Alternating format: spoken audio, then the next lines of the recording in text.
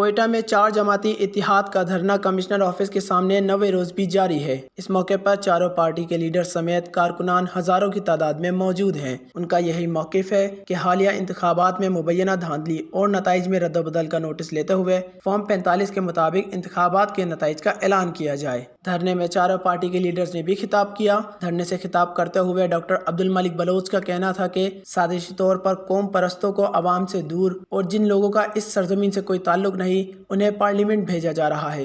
پاکستان کو جمہوری بنیادوں پر چلانے کی ضرورت ہے۔ اگر یہ ملک جمہوری انداز میں نہیں چلا تو اپنی آواز کو مزید بلند کریں گے۔ اس کے علاوہ سردار اختر مینگل نے خطاب کرتے ہوئے کہا کہ ہماری جیتی ہوئی سیٹس لے لی گئی۔ 2018 کا الیکشن فیض آباد تھا اور 2024 کا فیصلہ آباد تھا۔ کوئی بھی شخص یا کوئی بھی ادارہ جن کے ہاتھوں سے حکومت سازی میں مداخلت ہوئی ہے ان کو آرٹیکل 6 کے تحت سزا ہونی چاہیے۔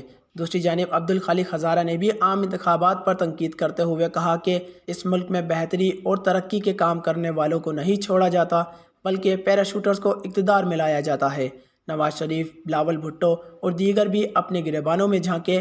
آر اوز اور ڈی آر اوز بھی کمشنر راولپنڈی کی طرح اپنے اوپر دباؤ کا اعتراف کریں اور دھاندلی تسلیم کریں۔ علاوازی پشتونخوا کے محمود خان اچکزئی نے کہا کہ بلوچستان کے لیے ہم نے بہت قربانیاں دی ہیں اور کسی سے ملک دوست سرٹیفکیٹ حاصل کرنے کی ضرورت نہیں۔ 70 ارب روپے بلوچستان کے لوگوں کے لیے لیے گئے اور ان کو لسٹ دی گئی۔